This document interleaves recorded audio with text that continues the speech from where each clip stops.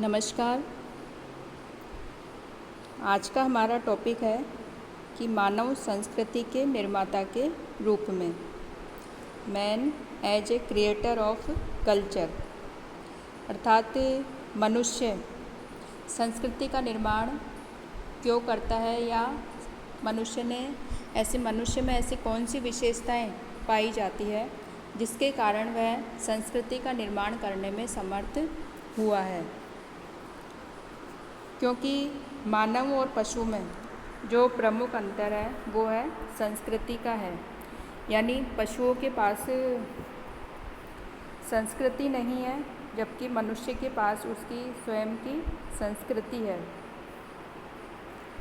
तो हम आज के इस क्लास में हम देखेंगे कि मनुष्य में ऐसी कौन सी विशेषताएं पाई जाती है जिसके कारण उसने संस्कृति का निर्माण किया है।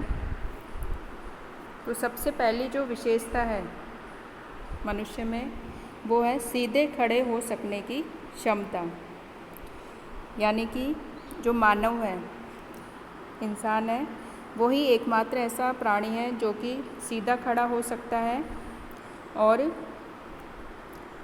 साथ ही अपने दो पाँवों से चलने फिरने का काम करता है तथा हाथों की सहायता से वो अन्य काम कर सकता है।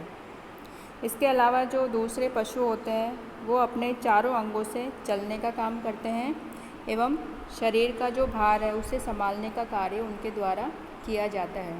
तो मनुष्य ही एक ऐसा प्राणी है जो कि सीधा खड़ा हो सकता है और जिससे उसके जो दोनों हाथ है वो अन्य कार्य करने में सक्षम होते हैं। दूसरी जो विशेषता है वो है स्वतंत्रता पूर्वक घुमाए जाने वाले हाथ। मनुष्य के जो हाथों की बनावट एक विशेष प्रकार की होती है और इस कारण उसे किसी भी दिशा में वो आसानी से घुमा सकता है। हाथ की बनावट में जो अंगूठे की विशिष्ट स्थिति होती है मनुष्य के हाथ में, उसके कारण वो किसी भी वस्तु को पकड़ना उसके लिए सरल होता है, जबकि जो दूसरे प्राणी होते हैं या जानवर होते हैं उनमें हाथों में उंगलियों और अंगूठे का यह तालमेल नहीं पाया जाता। तो इस कारण मनुष्य अपने हाथों के द्वारा कोई भी निर्माण कार्य कर सकता है और कोई भी कलाकृति बनाना, यंत्र बनाना, भवन बनाना या अन्य वस्तुएं बनाने में वो सक्षम हुआ है। और हाथों की इसी बनावट के कारण उसने जो लेखन कार्य है वो संभव हुआ है उसके द्वारा, और इस लेखन कार्य के कारण ही मनुष्य ने अपने ज्ञान को संजोया है और उसे सुरक्षित बनाए रखा है, साथ ही उसे अपनी आगे आने वाली पीढ़ियों को भी स्थानांतरित किया है। नेक्स्ट जो विशेषता है वो है तीक्ष्ण तथा केंद्रित की जा सकने वाली दृष्टि, यानी कि इसका मतलब यह है कि जो मनुष्य किसी भी वस्तु को लगातार एक लंबे समय तक देख सकता है, यानी कि उसका अवलोकन कर सकता है, सूक्ष्म रूप से उसको निरीक्षण कर सकता है और इस अवलोकन के आधार पर ही उसने जो ज्ञान है, विज्ञान है आदि का विकास किया है। सामाजिक घटनाएं हैं, प्राकृतिक घटनाएं हैं, उनको देखा है कि वो किस रूप में घटित हो रही है, उनके पीछे क्या कारण है और इसी के आधार पर उसने निष्कर्ष निकाले हैं और सिद्धांतों का निर्माण किया है। नेक्स्ट जो विशेषता है वो है मेधावी मस्तिष्क, यानी कि मानव की जो सबसे बड़ी विशेषता हम माने तो वो है उसका मेधावी मस्तिष्क। उसका जो मस्तिष्क है अन्य प्राणियों की तुलना में अधिक तर्कशील है, क्रियाशील है और विचारशील है। इस मेधावी मस्तिष्क के कारण ही उसने अनेक प्रकार के आविष्कार करने में वो सक्षम हुआ है और इन आविष्कारों के कारण ही उसने ज्ञान का विकास किया है और यही इसी ज्ञान के आधार पर फिर उसने धीरे धीरे संस्कृति का विकास किया है। संस्कृति के निर्माण में उसको सहायता मिली है। साथ ही उसमें तर्क करने की जो विशेष क्षमता है मनुष्य में, उस तर्क करने की क्षमता के कारण ही उसने विभिन्न घटनाओं के बीच कार्य कारण संबंधों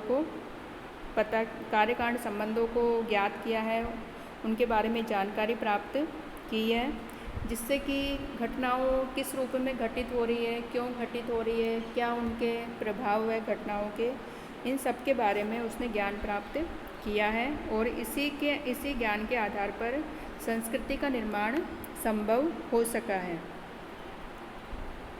नेक्स्ट जो विशेषता है मानव में वो है प्रतीकों के निर्माण की क्षमता। अर्थात मनुष्य ने सांस्कृतिक निर्माण को संभव बनाने में जो उसके द्वारा किया जाने वाला जो प्रतीक, सिंबल्स और भाषा का जो उसने निर्माण किया है उसका महत्वपूर्ण योगदान है। भाषा और प्रतीकों के माध्यम से वह अपने विचारों को सरलता से आदान प्रदान कर सकता है।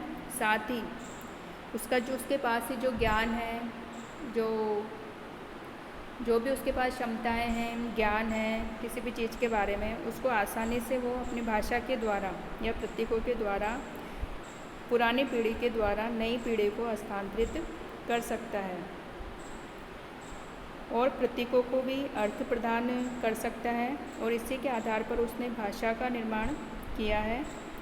और पशुओं और मानव में जो प्रमुख भेद है वो है भाषा का, और भाषा के द्वारा ही उसने संस्कृति का विकास किया है, उसका संवर्धन किया है, परिमार्जन किया है और उसमें और अधिक विस्तार किया है। तो हम ये कह सकते हैं कि लेस्ली वाइट ने मानव की ये विशेषताएं बताई है। इन विशेषताओं के कारण मनुष्य संस्कृति के निर्माण करने में, संस्कृति को विकसित करने में संभव हो सका है। और जो प्रमुख अंतर है मानव और पशु में संस्कृति का पाया जाता है, इस संस्कृति के कारण ही मनुष्य समाज में एक सामाजिक प्राणी के रूप में रहने में सक्षम हुआ है।